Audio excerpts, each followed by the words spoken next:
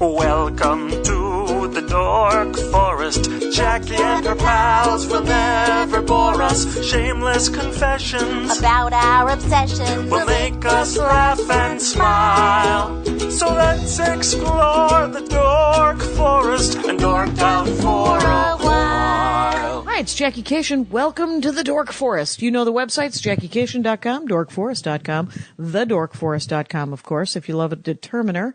And it is December. In December, you do not donate to the Dork Forest. You donate to your local food bank. That's right. Find a food bank. Go to feedingamerica.org if you're in America. And there is, it's a link. There'll be a link to that on the notes at essentially dorkforest.com, which is allthingscomedy.com as well, which is the podcast network. Aaron Foley's, podcast is going to join over there at, Sports Without Balls. And it's a sports podcast, where two ladies, Erin Foley and Rebecca Corey, talk about sports. She asked me to be on, and then she realized that I could not be on because I don't know anything about sports. She can come back on the Dork Forest to talk about sports, but it doesn't work the other way. So donate to a food bank.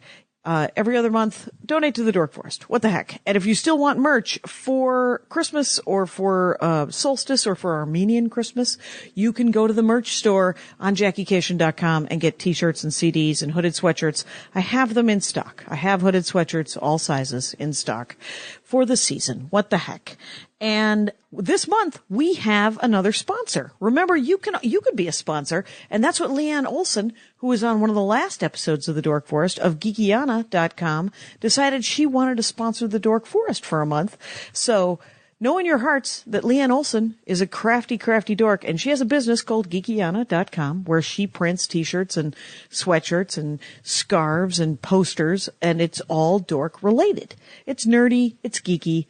It's Geekiana.com. So she also has her own podcast, so you can listen up to that and order up on that, Geekiana.com. My personal favorite, Watership Downton Abbey, the t-shirt. And I think there's also a poster, and you should get that. So let's do the credits. Mike Rickberg sang that song you just heard. He's going to sing the Mexican hat dance at the end. He composed that. He sang in the beginning with Sarah Cohen, his girlfriend. That's right. Patrick Brady, gonna fix this audio, does a vital work. And, he also does the YouTube teasers that are on youtube.com/thedorkforest. And Vilmos fixes the website. That's right. JackieCation.com is done by Braniac. I think it's on the bottom of JackieCation.com. Link to that if you have any website needs. And other than that, let us begin. Hey, it's Jackie Cation, and I am sitting here with Matt and Mira of the Nerdist podcast. That's and correct. The TV at midnight on the Comedy Central, which is a fine quality hashtaggy awesome game that I enjoy. It's hashtaggy. It's hashtags for television. It is hashtags for television. That's pretty much what it is, yeah. I was on the Nerdist not long ago, and we have been trying to do this for about a year. And here's a scoop.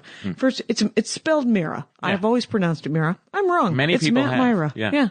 But it's Mira, Yeah. and that's your Twitter handle, Yep. which is Matt Myra, but Mira. Mira, yeah. And then and At Midnight's going to come back January 6th, and you open for Chris Hardwick on the road. I do that, yeah. And so you do the stand-up comedy. Sure. All the time. So you talk whenever they need me. Right, whenever you are allowed, essentially. That's when I do stand-up comedy. Yeah. I'm like, oh, please let me, and then I do it. But we've come together this day. Yeah. In Van Nuys, California. Beautiful Van Nuys. Beautiful Van Nuys. It's actually quite nice. Yeah. And a little chilly, but good. To talk about James Bond. Yes.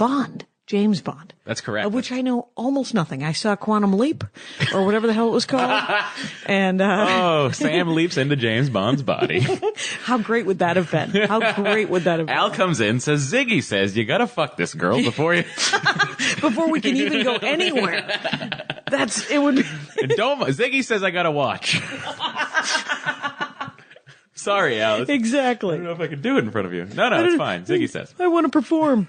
And so what I've done is all I've done is printed all of the movies. Yes. But you are also a reader of the books. Yes. Yeah. So Ian Fleming, am I correct? You are correct. Ian Fleming. Wrote the books back in like what, the late 50s or something, or early 60s? Yeah, right after World War II. Okay. Mid 50s, he started doing that with his World War II experiences. He was like, let me jot this stuff down. Was he a World War II fighter dude? He was a World War II vet. Army? He was supposedly in the British Secret Service himself. Oh, that's right, because it is British, Jackie. Yeah. Okay, I don't know why I thought he was Indiana Jones for a minute there. Yes, no, it's about as British as you can get. Okay. And I tend to drink coffee because the first couple of pages of Casino Royale, James Bond, which Right. is the first novel. The first novel was First Casino novel, yeah. Royale. Okay. That's the introduction of James Bond to the world. But James discusses to the reader how much he hates tea. Oh, he doesn't enjoy tea? Yeah, and he feels like tea is the downfall of English society because everyone's too busy taking their tea breaks. Oh, So he there's likes his coffee. Oh, because coffee keeps you working. Yeah, that's right. Tea, you slow down. That's right. What? That is interesting. And he, so he's a coffee guy. Coffee guy, yeah. And when did you first read the first book? Did you read it like in junior high, a formative kind of thing? I never got the first book until about 10 years ago. Okay. So, But you were into the movies before that? Yes, yeah. Okay, I've so been into what, movies for a very long time. what was the first movie you saw? The first James Bond movie I saw was From Russia with Love, which is the second. That is the second one. I have a list. Yes, you do. That you can I rattle like up. how you're All right. checking it off. I'm checking it off. We've discussed that. Each one we talk about, just check. So did you fall in love with it immediately? No, Or what I sort happened? of was like, I always enjoyed older movies. I find something about the pacing of movies from the 60s and 70s to be very comforting. It is soothing. It's Yeah. like watching fish. Like even if you watch like Dawn of the Dead, you just there's a pacing that's there that's not in movies today. The French Connection has that pacing. Okay. Let things breathe. You know what? What does have that is that guy, the South African guy who did District 9 Yes. and Elysium. He does. He does this thing. It's called. Camp. Oh, that's it. He does Exposition, I believe is what it's called. Yeah. And then there's an action movie Yeah. at the second half. Yeah. It's nice. It's really nice. It sort of sets you up for it lets you breathe. That's the thing, because I feel like movies now, just they're so kinetic and so just constantly doing right. something. G.I. Joe, horrible example, because that isn't exactly a film. Did you see that movie? I've seen them both. I've enjoyed how both was the of them. second one? Better than the first one. And I liked the first one because I enjoy hitting. The first one I saw, but only in movies. I saw it at the Cinerama Dome, Okay, that's the place to see it. and when I saw it, I became very acquainted with the Cinerama Dome's ceiling because that's how bored I was by G.I. Joe. I was bored like that in The Mummy. Oh, I love The Mummy. See? Steven Sommers' The Mummy. That's the only good movie he's made. Okay. Well, how can you know? How can you know going in what's going to happen? Did you watch Van Helsing ever? I never did. Is that terrible? That's his movie. I didn't sit through the whole thing. Okay. It was that movie had so many chances. It was really like the You're a concept of vampire Van hunter. Helsing- How could you not? I don't know if you're reading a comic book called Baltimore. No, I'm not. It's Is it Mike good? Mignola, and it's amazing. I can't write that down. Oh, that's all right. I'll write it down. down. It'll be in the Yep. Baltimore. All stuff. I read all of his stuff. BPRD, Hellboy, and Baltimore. And then he has, yeah, absolutely anything. I don't care. I'm on board, sir. And and it isn't, I get him mixed up with the Goon guy sometimes, but Yeah. it isn't him. Eric, Sure. whatever. Yep. And, which I also enjoy. It's great. But Baltimore has a real story, and Lord Baltimore is a vampire hunter, and he is what Van Helsing, I assume Van Helsing should be, Yeah. or is, or when done correctly Well, is. the cool thing about Van Helsing was that it was, or the idea of Van Helsing and Van Helsing in its original form is that he doesn't just have to deal with vampires. He has to deal with Frankenstein. He has to deal with the mummy. He has to deal with all of the, Sure. every crazy thing. You know, he's got to keep his silver bullet straight with his holy water, and he's got to know what Daredevil's does what to what. Daredevil's got that right now. He's in Monster Town. Oh, is he? Yeah, Daredevil's having some issues with a lot of monsters, and he's hanging out with Frank, and he's hanging out with Satana, which is the devil's daughter, and good times. And okay, Not to be confused with Zatanna of the DC world. right, who is also related, Yeah. right? Magician. And here's the thing. Yep. I've weeded us off from James Let's go Bond. back. Let's go back. So the first one you saw was For Russia with Love. Yeah. From Russia with Love. What was the first book you read? The first book I read was Moonraker, Okay. And which is very different Very different from the movie and from the okay. Moonraker. Have you seen Moonraker? I haven't. That is a movie that I feel like Jackie could get into. I bet I've seen Octopussy. Oh, sure. I have seen Goldeneye, I think. I think I saw. Was that one with Pierce Brosnan? That was Pierce Brosnan's first. When Remington Steele became James Bond, I said to myself, this is probably a mistake, but I'm going to watch it anyway. Because I liked Remington Steele so much. Well, Remington Steele, I like the premise of Remington Steele quite a bit. Well, and which is on the essentially small Castle, screen, right? Isn't it Castle? It is Castle. It is redone as Castle. Yeah, it is pretty great. And, cause he's not what he says he is, and he's not good at it. And she's constantly getting him out of scrapes. Yep. And, right. So, okay. So here's the thing. Just go into the world of James Bond and tell me why you like it. So, I mean, there's obvious reasons to like it, but what are they? You know, it's interesting. And I come back to this here and there with sort of like looking at my life as a child. So I'm from Lowell, Massachusetts. Okay. Lowell, if you're unfamiliar listeners, or Jackie. Yes. There's a movie called The Fighter. Okay. Mark Wahlberg is in it, Christian Bale. Okay. Boxing movie. Oh, yeah. A lot of crack in it. Mm-hmm. That's the town I'm from. Okay, so very blue collar. Yeah, very blue collar. Much of Massachusetts, while there are 30,000 colleges there, are full of people who work with their hands. Yeah. I don't know if you know this, but I gotta go, I'm going tuna fishing. You can't throw a rock without hitting somebody's cousin who's a landscaper. Right. There's definitely some gentlemen who have worked with rebar, and some ladies. Yeah, of course. And, sure, but it's... And the amount of people who, are groundskeepers at golf courses, extraordinary. Oh, really? Yeah. That isn't it? But there's so much... There's so many opportunities. I lived, for 3 summers, I think. I was very drunk in in Provincetown, Massachusetts. Oh, sure. Yeah. Right at the hook. Right at the hook, right there. Hook And people would say, are they going to take that, do they ever take that monument down in the winter? And you're like, it's made out of brick. Are you out of your minds? The monument. How did you find yourself there? Friends of mine, one of my best friends from college, her parents owned a house in Truro. Nice. They're Manhattan people, Upper West Side Manhattan people, and they had a very nice house in Truro. And so we all bought a car for $40. And we actually bought the stereo inside of it at the University of Wisconsin-Madison, and we drove to Provincetown. It lasted a month, took us to the beach for a month. That's all you needed to do, right? The axle broke. Oh, and we took the stereo out and abandoned it. Provincetown, if you've never driven, it's you can take a ferry from Boston. Because it's so close to Boston, you can take a ferry in about 35 minutes. Yeah, and it's the way to go because that 2-lane highway business there's only a 2-lane highway. If you look at Massachusetts, the part we're talking about is the part that comes out like a finger. And as we were told as children, it was the finger that beckoned the pilgrims. Right. Saying, come on over here. And the Indians were like, you didn't see the palm that said, stop coming. Please stop coming. But yeah, there's a 2-lane highway, and because of the way it's shaped, obviously there's no bridge that connects the landmass, so you have to like drive the whole length of this thing. And it can take like 4 hours. It can take long because it should take 2.5 hours, I think, right? It's like when you hit bad Vegas traffic. Yeah. Driving to LA to Vegas. It's just, there's trouble. Or going to the Dells, the Wisconsin Dells. That's actually not true at all. No. In other news, so as a kid, in Lowell. Yeah, as a kid, I grew up around a lot of blue collar landscaper type people. But I lived in there was a very nice part of Lowell that was where all the old... Did you come from educators? No, I came What did your from, parents do? My parents, my mother was an RN. Okay. And my dad was a technician at Hewlett Packard. Okay. So more white collar-y kind of. Yeah, yes. My dad was also an Army guy. Okay. Little tiny Army guy? He was that big. He was just a little green dude. He was the guy crouching. He was the best. So he... I think what happened was I have 3 siblings much older than me, 7 years between me and the closest. Oh, right. Yeah, and then 8 and then 12 years. You were a little gift from God. That was a little mistake.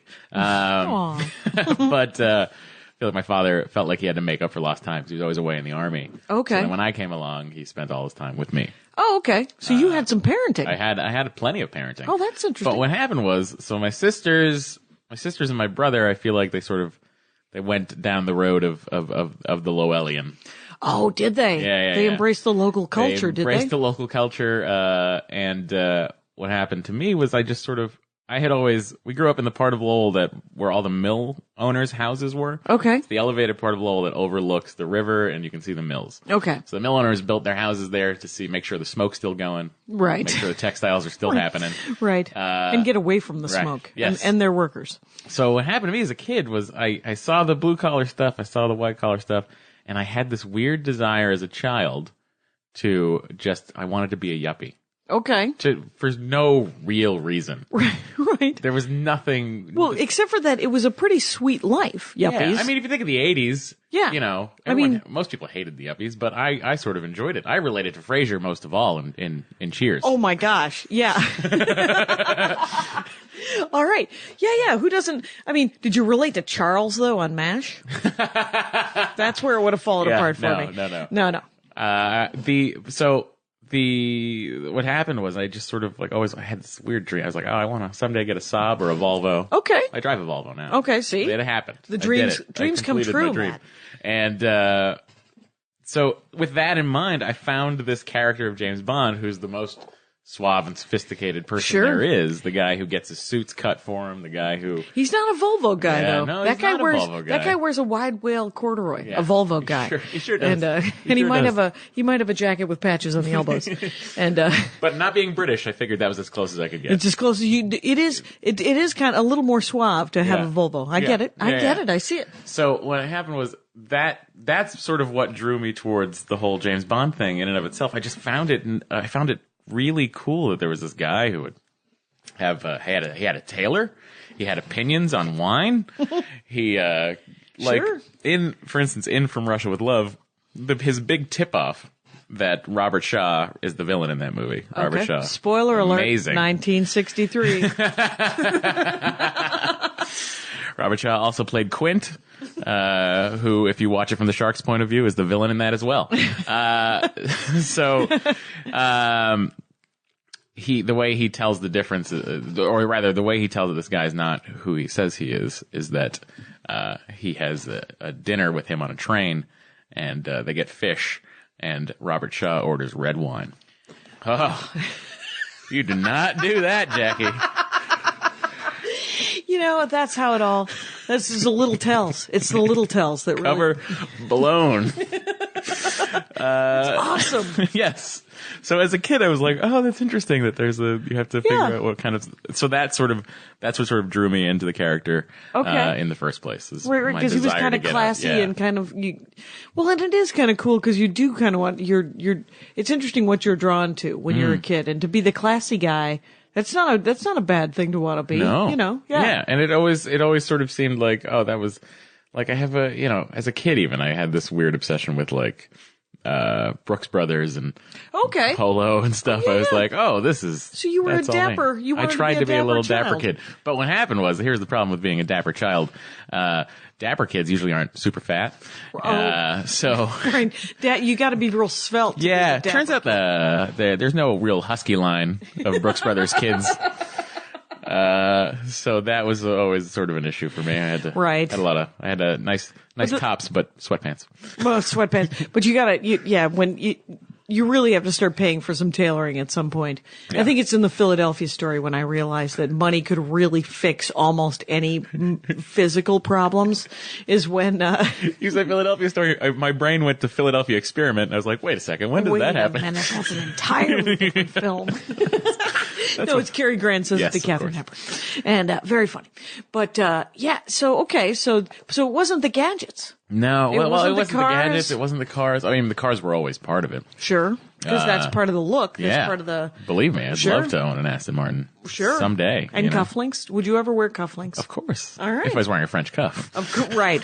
You wouldn't just create a cufflink situation out of a long sleeve t-shirt. I also like a knot sometimes. You know those little knots? Have you ever seen those? Oh, yeah. Instead of the cufflink. I like that. I like those a lot. That's a nice Mostly touch. because they're very cheap. Oh, yeah. You ever tried to buy a pair of cufflinks? It's my ridiculous. dad has them. My dad... He's a cufflink guy? Yeah, my father is incredibly dapper. He's very, very... He's got shoes older than all of us. And for the first Christmas, my husband bought for my dad a pair of blue snakeskin dress shoes that he wears. And will call me and say, going on dancing tonight, and I'm gonna wear those shoes.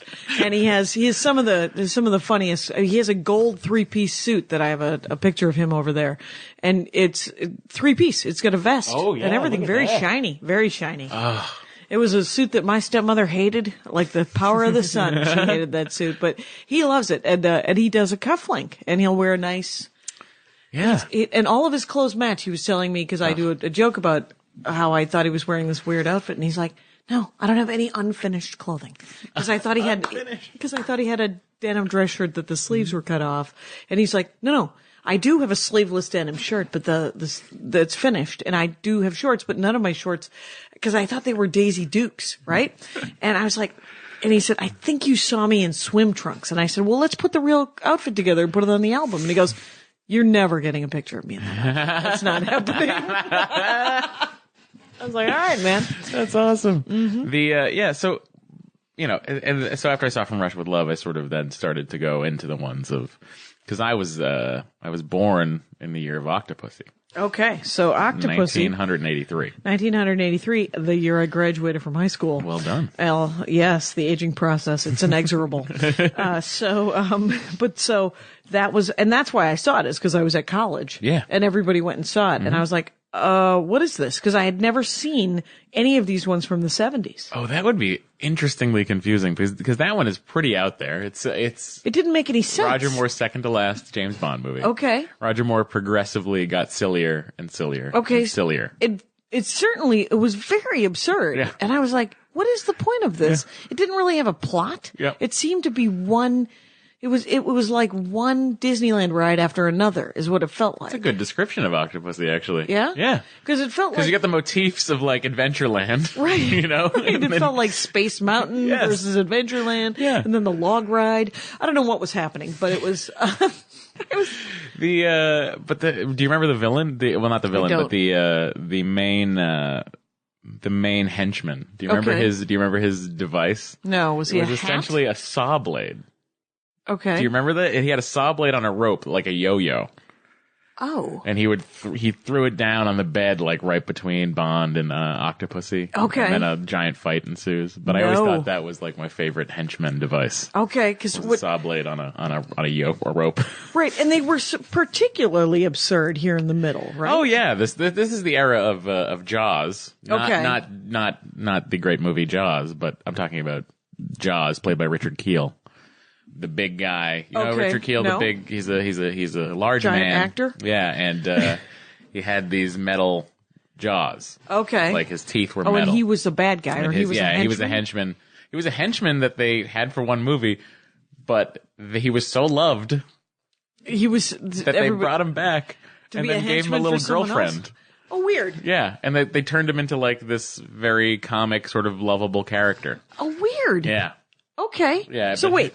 Yeah. So what movies was he in? He was in Moonraker. Okay. And then he comes back in Octopussy. And he comes back in Octopussy. No, I'm sorry. He comes back in For Your Eyes Only. Okay. Yeah. And then he is in Octopussy or not in Octopussy? I feel like now my brain's broken as far as Richard Kyle is concerned. I remember him in a clown outfit, which I feel like is Octopussy because that's the circus one. Okay. So I'm going to have to say that yes, he's in Octopussy, and I could be wrong. If you've never seen a James Bond movie, and at this point you can... There's 22. They said 23 on Wikipedia. Oh, well 1, 2, then. 3, 4, 5. I have a list that I printed. Count. 23. Okay. All right. 24 if you count Never Say Never Again. And what is Never Say Never Again? Where's that? That came out in 1983. Okay. With Sean Connery as James Bond. Oh, really? It was his return to the franchise, but it was an unofficial James Bond movie because of a long-standing legal battle with the co-writer of Thunderball, Kevin McClory. Okay. So essentially, Never Say Never Again is a 1983 remake of a 1965 movie. So it's a remake of Thunderball. Mm-hmm. Okay. And so the first, I don't know, it was Sean Connery and Roger Moore were the main ones, right? Sean Connery did Dr. No through You Only Live Twice. Okay. Then George Lazenby comes in for On Her Majesty's Secret Service. Okay. Then Sean Connery comes back for Diamonds Are Forever. Oh, okay. And then Roger Moore does Live and Let Die through A View to a Kill. Oh, wow. Okay. So he does the bulk of it. He's done the most. Okay. Yep. And then you get Timothy Dalton for 2 movies. Right. Living Daylights and License to Kill. Pierce Brosnan for 4. Oh, really? Did he do 4? He did 4. That's interesting because I only saw GoldenEye. Well, you're missing out. Am I? Because he did a good job? He did not do a good job. Okay. But it's not his fault. Sort of. Why is that? He did an interesting thing. Pierce Brosnan, much maligned. Matt Gorley and I do a podcast about James Bond called James Bonding. Really? Yes. And entirely dedicated to James Bond. Yeah. There's an entirely much like a wrestling podcast, but it's just dedicated to these 23 movies and never Correct. say never again. Correct. Okay. And is that jamesbonding.com? It's on Nerdist's network, so just go to that. Just James Bonding Pod on Twitter. But Matt Gorley and I we've had this discussion a number of times about what the thing with Pierce Brosnan. So I'm a Pierce Brosnan fan. Okay. But if I'm a Pierce Brosnan fan because of what I like to call the Robin Williams rule. Oh, what is that? Here's the Robin Williams rule. Whatever Robin Williams movie you saw when you were 10 years old, that's your favorite Robin Williams movie. Oh, yeah. Yeah. And I saw Mork and Mindy. Yeah. Well, then there you go. Yeah. That's your And favorite thing he's ever done. That's my favorite thing he's ever done. Correct. Yeah. Yeah. Me? Mrs. Doubtfire. Okay. Yeah. Still watch it. Right. It's the poor man's Tootsie, in my opinion. I have a few friends who are exactly 42 years old, and their favorite is Popeye. Oh, it's Popeye. Yeah. All right. Interesting, All right? Yeah, it's that a is good theory. interesting. It's a sound theory. I think it is a sound theory. But so much to that rule, if we apply that to James Bond, 1995, I'm 12 years old. Mm-hmm. That's right in my wheelhouse. So that Pierce is. Brosnan comes in. I'm like, oh, it's a brand new movie. You're seeing guy. it in the theater. Yeah. That is the smoothest dude in the. Yes, exactly. But what he suffers from is he tries to have it every which way. Meaning, Sean Connery plays James Bond in a sort of the most like the novel. Okay. Sean Connery's a brute. Okay. Sean Connery's suave. Sean Connery won't think twice about strangling a lady Okay. if he needs to. Okay. Also in real life, So that's apparently. apparently in real life as well. But he was. So that's the book. The book is he's super violent. He's a very violent man. Little to no emotion other than when he falls in love with Vesper. Anyway, and marries Tracy. Anyway, don't worry about it. So that's that James Bond. So then you go George Lazenby, who turns in a very good performance in, I think, maybe the best James Bond movie there is, on Her Majesty's Secret Service. Okay, and that one's called which one? Right there. 1969. 69 is George Lazenby. George Lazenby, Australian. All right. Weird. Playing a Brit. All right. You know, what's funny is Roger Moore and Daniel Craig are the only 2 British James Bonds. That is weird. Yeah. Because Pierce Brosnan's Irish. He's Irish. Okay. Connery is Scottish, obviously. Okay. Mm-hmm, and Timothy Dalton is Welsh. Okay. And all 3 of those, in my opinion, are British. And at which point the Welsh, Irish, and Scots are like, fuck off. That's right. And I'm like, I'll be over here. But so Pierce Brosnan... Yeah, so Roger Moore's then this whimsical sort of James Bond who does these funny things, has these quips that are just never-ending. Right. And has silly gadgets and silly situations, and he's a funnier James Bond. Okay. And actually, honestly, he's my favorite James Bond. Pierce Brosnan. No. Oh, Roger Moore is my Roger favorite. In upon reflection of my life and looking back at the 23 movies, Sure. that I six- enjoy a Roger Moore. You enjoy could you sit down at any time and watch a James Bond movie? Yes. Okay. In fact, Matt Gorley and I watch one a week, You just put one in. and then we talk about it on the podcast. All right. And do you do them in order or We're doing them in reverse order. Well, we're Okay. doing them bookended. Okay. So what we're doing is watching Dr. No, then Skyfall, then Okay. From Russia with Love, and then Quantum. because we didn't want to have to wait so long to get to modern times. Oh, so we there we thought go. Oh, it would cool. be interesting to juxtapose them with each other as they get Oh, closer right. and closer, and they meet in the middle at For Your Eyes Only. So What would you recommend the first one someone should watch? It's so hard. it's a very good question. I mean, the common answer is Goldfinger. Okay. That's because... the most. That's where the formula is established, ready to go. That's the 3rd movie. Okay. I'm looking on the list. Formula's established. It's got the gadgets. It's got the girl. It's got the crazy, over the top villain. Okay. That's the sort of the blueprint that the movies would follow from there on out. Now, and that one's from 1964. I feel like the Batman TV show kind of took that and tried to make that. Is that because isn't he always tied up and then the supervillain there's exposition and then he gets loose? Like that happens very specifically in Goldfinger. Okay, maybe I did see Goldfinger. Goldfinger's the one with the laser is going to cut him in half. Maybe I've just seen the scene. And maybe you've just seen the episode of The Simpsons You Only Move Twice with Hank Scorpio. Oh, I bet. I have seen that, of course. And yeah, so okay. So that if you're going to start somewhere, that's the blueprint. That's sort of where you'd go. Right. You'd start there. So if you were going to go the first 5, like say you're like, okay, so you want to see, and that's Sean Connery, right? Yeah. And here's what I'm going to say to you. Okay, so here's how you watch these movies. Okay. I would watch Goldfinger. Right. Then I would watch From Russia with Love. If you're going to just watch 5 James Bond movies, here's the list, everybody. Goldfinger, From Russia with Love, On Her Majesty's Secret Service. Okay, which is the George one. Which is the George Lazenby one. Okay. Live and Let Die. Which is the first Which Roger. is the first Roger Moore. Okay. And then if you're really, I mean, if you're only gonna watch 5, I would then say put on Casino Royale. Okay. Because that's the, and then I've seen Casino Royale and Quantum of Solace. Those are the 2 I've seen. Those are direct. That's the first time they ever did a direct sequel. Right, because it was moments later. Yeah. He's driving down the highway. Yeah. And that car chase is bananas. It That's an amazing. It is great. And I understand Skyfall, which I have not seen, is actually a Q story or not a Q story, an M story. It's very M centric. Yeah. Don't worry about that. Yeah, I'm going to let that go. And it's great. Skyfall's great. Skyfall's great? Yeah. Okay. Are there bad ones? Are there ones there's plenty of shit. There's James crap Bond in there? movies. Yeah. Okay. For instance, The Living Daylights. That The sounds Living terrible. Daylights. I like The Living Daylights. Now That's why? Timothy Dalton. Okay. And Olivia Diabo. Okay. Is D apostrophe Abo. D apostrophe Abo. Okay. You know what? Here's why I like that one. I saw that when I was young, and it thrilled me to no end. The beginning of the movie is him assembling a Walther sniper rifle. Right.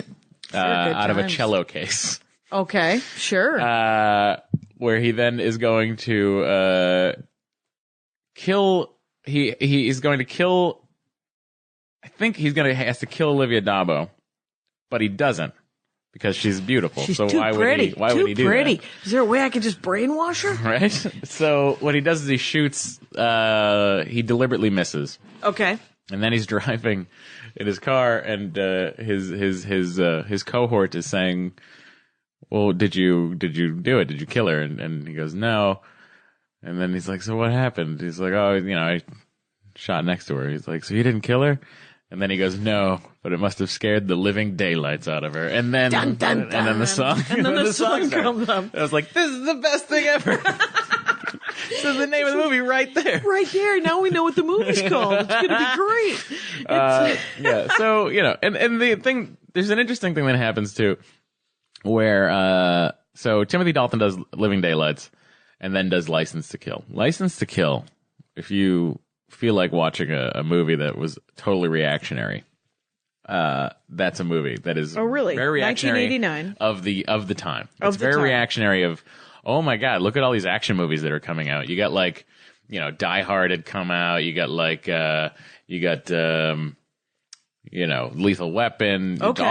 All these crazy action movies are coming out. And James Bond's like, well, we got to do something similar to this. Right. We got to keep up with the Joneses. But they go way dark. Super dark? Super dark. Drug cartel. Benicio del Toro. What? Yeah. License to Kill? License to Kill. It starts with Felix Leiter, who's James Bond's buddy in the American Secret Service. Okay. Getting captured on his wedding day, tortured, losing his legs. Then essentially James Bond leaves the service and goes on a revenge mission. Oh, weird. Yeah. It turns into a Mel Gibson, turns They into Took like My Baby. Or like a Charles Bronson movie. Charles Bronson movie. Yeah. Holy crap. Turns into a Charles Bronson movie. I'll tell you something. I think it was Casino Royale where the entire torture scene was just an empty chair where the guy got kicked in the balls 1,000 times. Yeah. And you're like, wow, all right, somebody, whenever I think about like people who are making these movies, I'm like, you're a sick fuck. That's Ian Fleming. Ian Fleming did that. Oh, because he came up with a lot of that stuff? The ball hitting. Oh, did Casino Royale is very close to, it's very close to the novel. As far as the movies go, being close to novels. Casino Royale is very close to the novel. Okay. And are there 24 novels? How many novels are there? No, there's only 9. Okay. But there's some collections of short stories. Okay, that they're culling from as well. Yeah, they've pretty much used everything at this point. Right. Including titles. They find any just journals or stories of him in the Secret Service? So GoldenEye, for instance, the name GoldenEye, it's named, nothing to do with James Bond, really. It's just named after Ian Fleming's estate in Jamaica. Oh. He called GoldenEye. Oh, weird. So they were like, oh, well, that's sort of Ian Fleming. Let's use that. Yeah. So they ran out. They blew through it. Okay. But the reboot of Casino Royale, which happens in 2006, phenomenal. It was a great movie. Daniel Craig. Yep. Daniel Craig, very handsome gentleman. Very handsome gentleman. Older though than usual, right? No, here's the thing that people forget. Is he not 45 years old? He's a hard 45. He's the hardest looking 45 He's a hard ever. 45.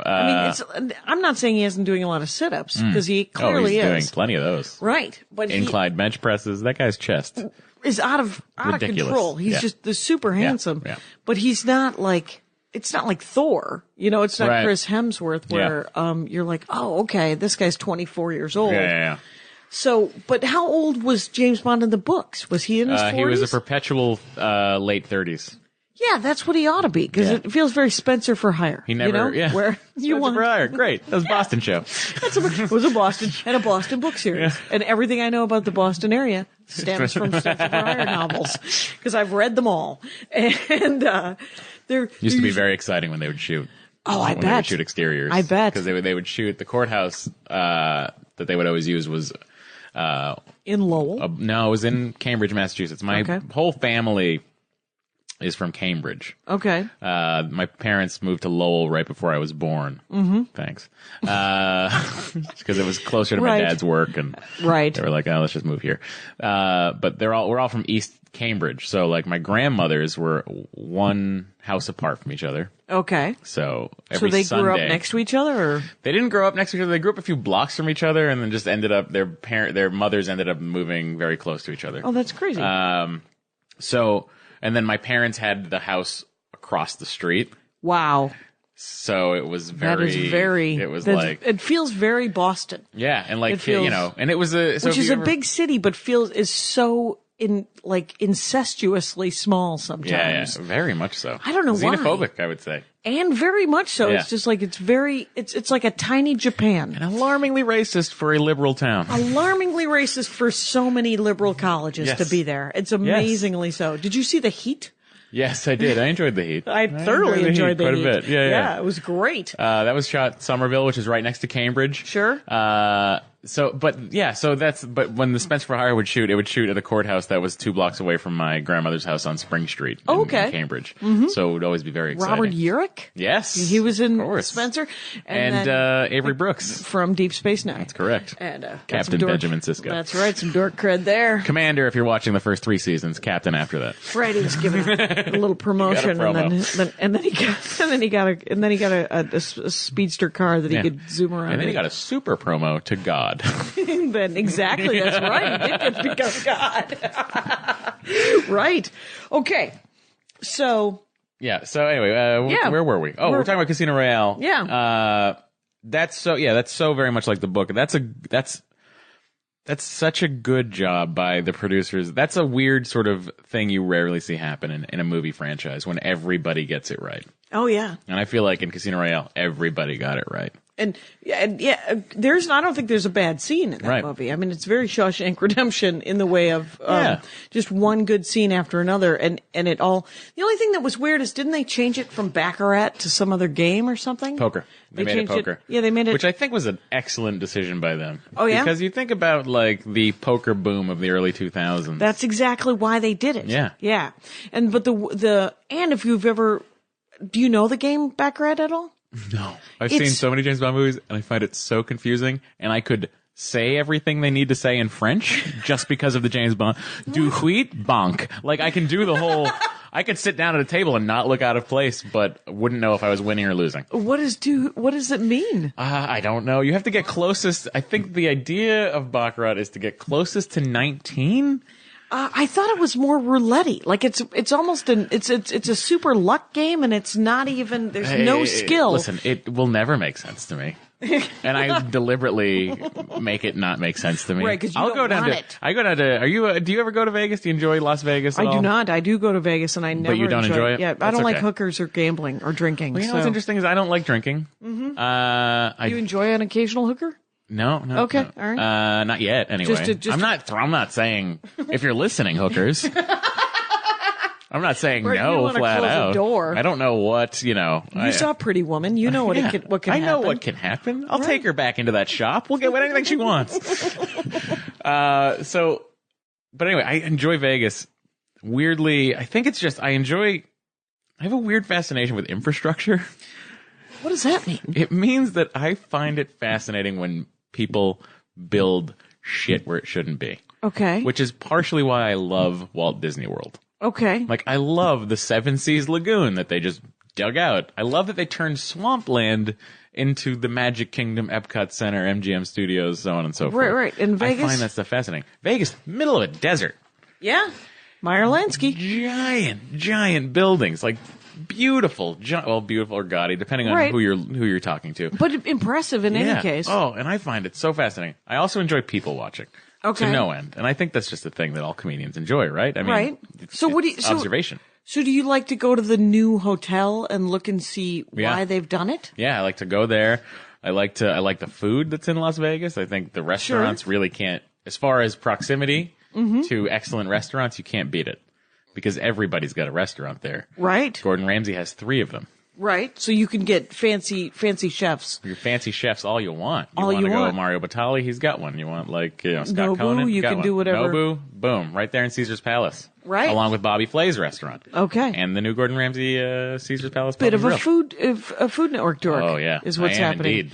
All right. I am indeed. It's, so much so that I spent Remember- Thanksgiving at Scott Conan's restaurant in Beverly Hills. Scott Conan, of course, is Conan. the Conant. Conant? A-M-T? Yeah. Yep. Is the Conant. guy who gets real uppity about pasta.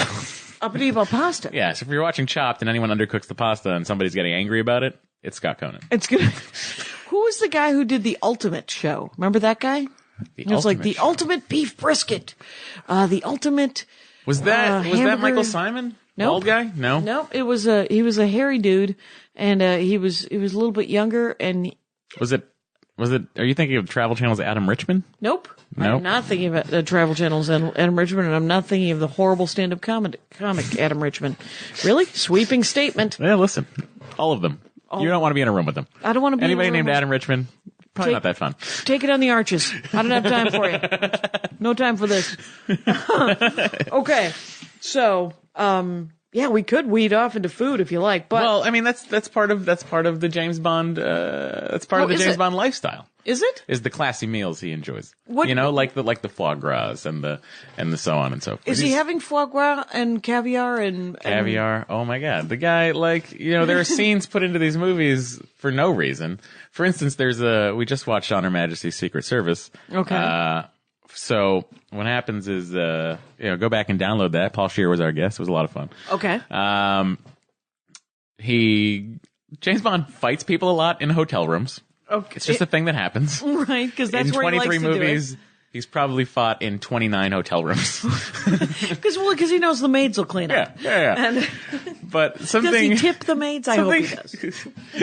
Something that happens very often in a James Bond movie, which started with Sean Connery, is he'll beat the crap out of somebody, go to walk out the door, then realize there's food next to the door, go back in and grab like a grape, or on Her Majesty's Secret Service, he grabs the caviar, And eats has the a caviar, cracker? then walks away, and then there's a horrible ADR where he tells you where the beluga caviar is from. Really? Yeah. Wait, so when did Sean Connery do Sean Connery in started Thunderball that? particularly, Thunderball, There's snacking? There's plenty of snacking. In Thunderball, he gets caught. Thunderball would have been a much shorter movie. It would have been a free and clear and probably solved it in 25 minutes had he not gone back for a grape. Did he get caught up in he just grabbed a grape, and then when he's walking out, then the other guy saw him, and then there we go. Thing, yeah. Okay. If he had just left. Please give me a litany of different eating in all of the movies that you remember. Well, sure. For instance, please. Let's start with Dr. No. Dr. No, 1962. First time I ever saw Red Stripe. Okay. The Jamaican beer. Oh, beer. Yeah, that is that movie takes place in Jamaica. So that's the first memory of food that I ever have. Then he's also drinking Smirnoff vodka. Okay. Through most of the early movies. Okay. He's a big Smirnoff guy. Okay. And he likes a vodka martini, not a gin martini. Shaken, not stirred? Is Correct. that him? Yes. Okay. Interestingly enough, Roger Moore never orders a vodka martini shaken, not stirred. In any of his 6 movies? Deliberately so. 7? He didn't want to be Sean. Okay. He wanted Sean to have his own thing, and then he would do his own thing. What was Roger Moore's food? Roger Moore's whatever. He was kind of whatever's around. He was like he was never that he enjoyed his Bollinger. You know. What's a Bollinger? Sorry, Dom. What the fuck is the Dom Perignon? Yes. Is a champagne. Yes. I think, right? Yep. So he enjoyed a champagne. He enjoyed a champagne very often. Okay. They all enjoyed a champagne. Sure. In fact, Connery throughout. Oh, there's a great scene in Goldfinger when Connery's going to the fridge. What? He goes to the fridge after he's in Goldfinger, I think it was an icebox. Yeah. He goes into the fridge to get a bottle of champagne. Okay. A bottle of Dom Perignon 53, I believe. He goes in to get it, and the line he delivers is so 1964 that you just won't even believe it. He goes to grab the champagne. He's talking to the young lady who he just bedded. Yes. And he goes to the champagne, and he's like going to check to see if the champagne's properly chilled yet. So he goes into the icebox, and he says, drinking a Dom Perignon 53 above a temperature of 39 degrees is like listening to the Beatles without earmuffs. Wow. All right. There's a guy who does not enjoy the Beatles. He doesn't care for rock and roll or young people, I'm guessing. Young people. They're full of beans. Okay. So that's, Connery. We're moving through Connery now.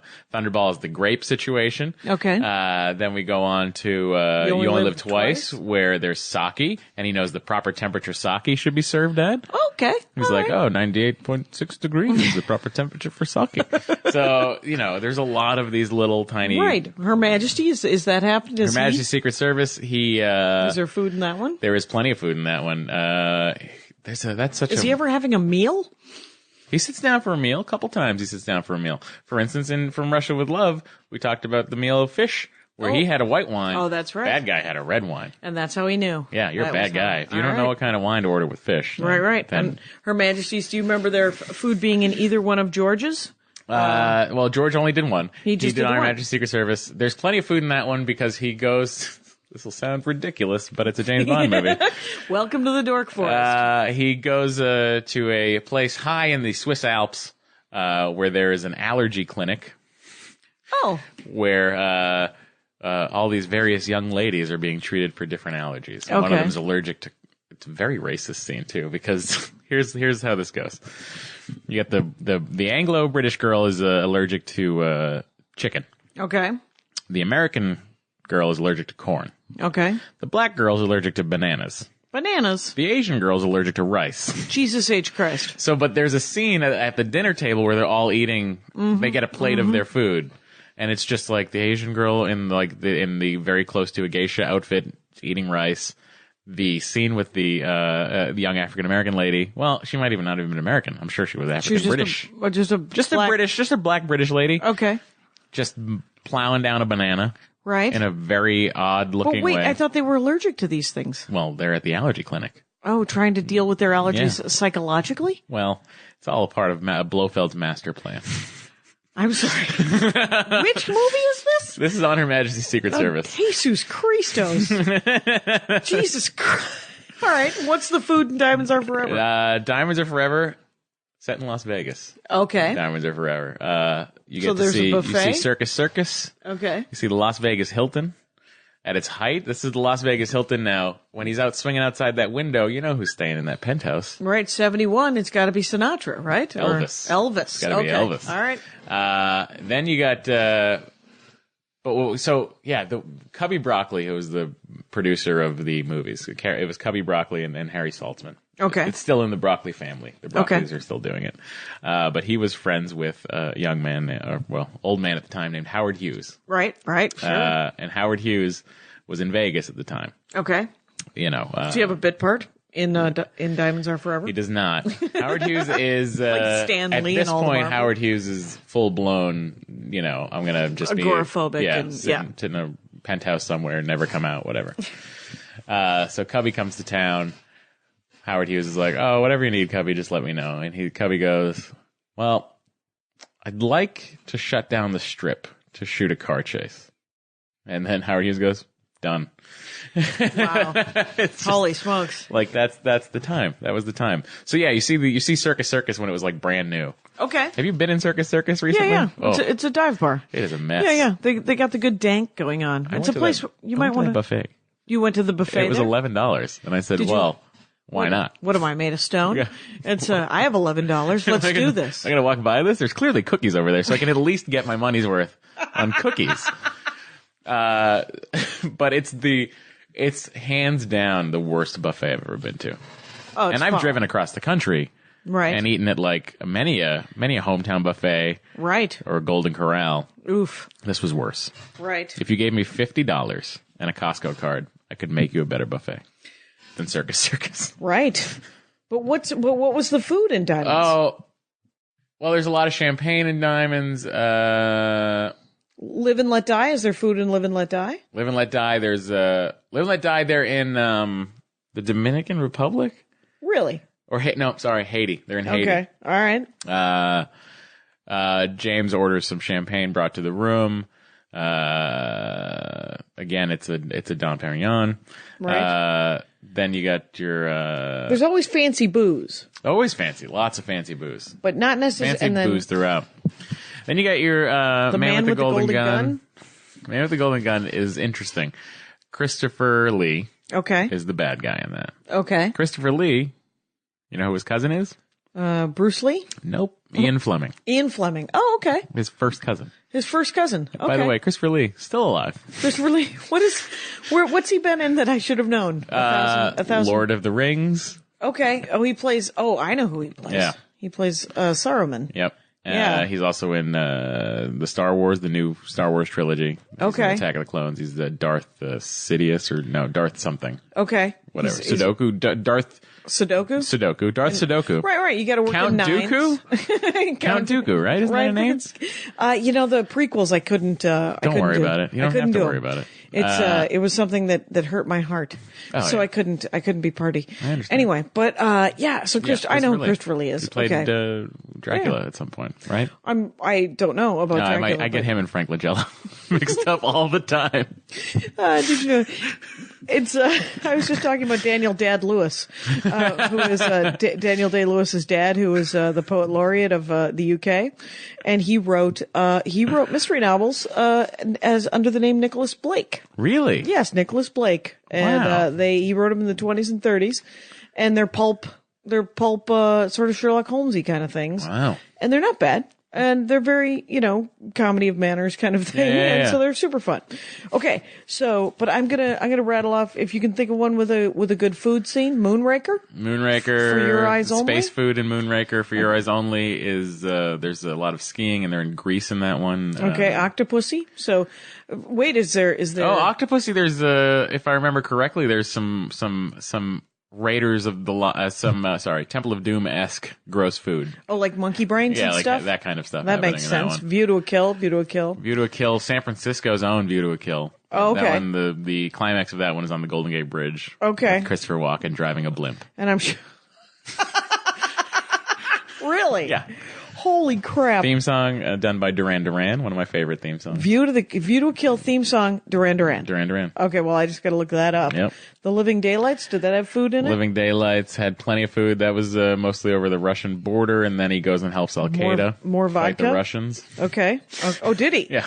Is Al Qaeda Listen, in it? We didn't know. We didn't know that Al Qaeda was going to be 9/11. You know, Rambo 3, same thing. License to Kill. License to Kill. Food and That beverages? one's too gory to even. Have food and I can't beverages even in? remember food in that one. Okay, GoldenEye, food and beverages. GoldenEye. Pierce Brosnan, he enjoys to sit down. Pierce Brosnan will take a seat and have some scotch with M in Okay. the office. Yeah, Sure. he does that a couple of times. Right? At some point they switched to McKellen. Oh. McKellen, Is it a different kind of booze? yeah, Instead McKellen of scotch, Okay. which is actually in Skyfall. There's Okay. a bottle of McKellen 62, which is Okay. a nod to Dr. No. To Dr. No. 1962 being the year it was made. And is that a scotch or a bourbon? It's a scotch. It's a Yeah. scotch. And is old scotch better than new scotch? Yeah, aged. Aged is the way scotch to go. is the Yeah. way to go with most of your, because it's not true with Diet Coke. Right. And, oh my God. have When you ever Diet had- Coke expires, it's Everyone knows. it's poison. right. It's essentially it's water that's been soaked in a piece of aluminum foil. What is the thing epic what is the thing they give you to make you vomit? To induce vomiting? Whatever that drug is, it should just be expired Diet It Coke. could just be expired Diet Coke. And Tomorrow Never Dies, The World Is Not Enough, and Die Another Day. Tomorrow Never Dies. Tomorrow Never Dies is a lot of fun. Tomorrow Never Dies actually is the next one. I'm watching that. I'll be watching that tonight. Oh, will you? It's the one that Matt Gorley and I disagree on the most. I like it. He does not. Tomorrow Never Dies is I think you like all of them. China. No, No? I don't care for License to Kill. Too dark. Too dark.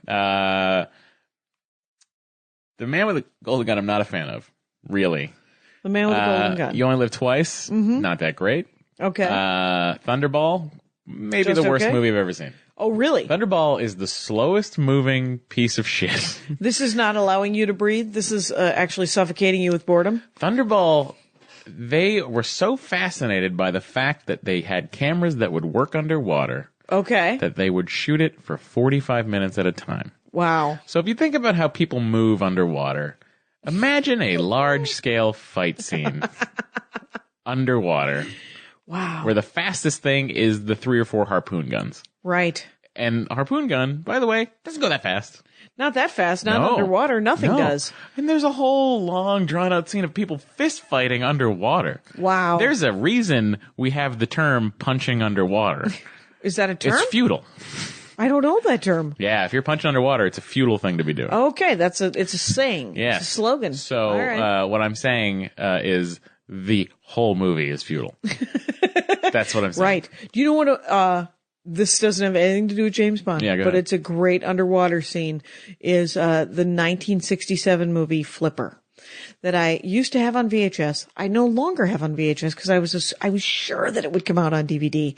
I can't even find any record of it. Wow. And I'm like, there's one of All the that comes greatest. up is the Paul Hogan one.